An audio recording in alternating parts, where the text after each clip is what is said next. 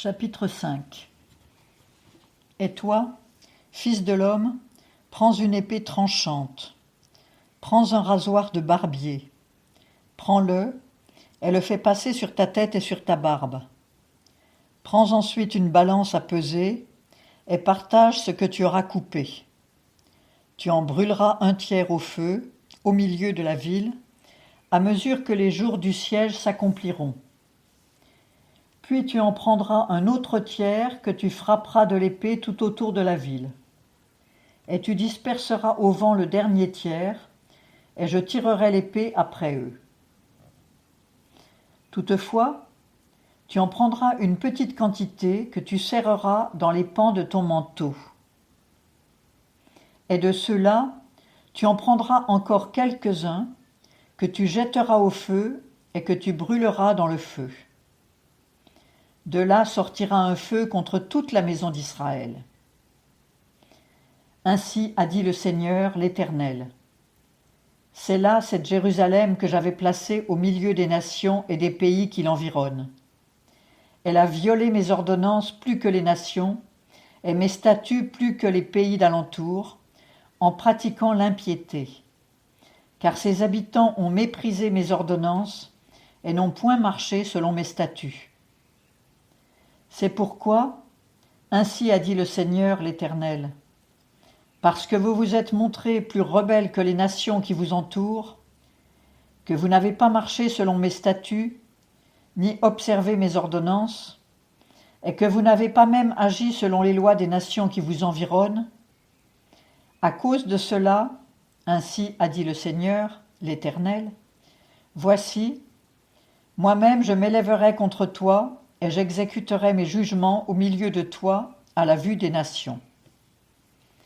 Je te ferai, à cause de toutes tes abominations, des choses que je n'avais point encore faites, et telles que je n'en ferai plus jamais.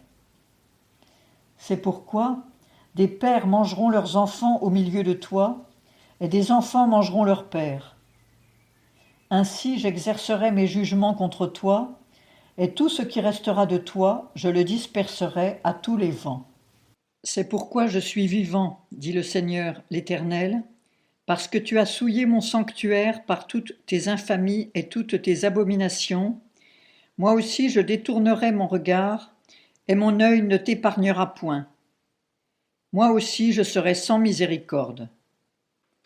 Un tiers d'entre vous mourra de la peste et sera consumé par la famine dans ton sein.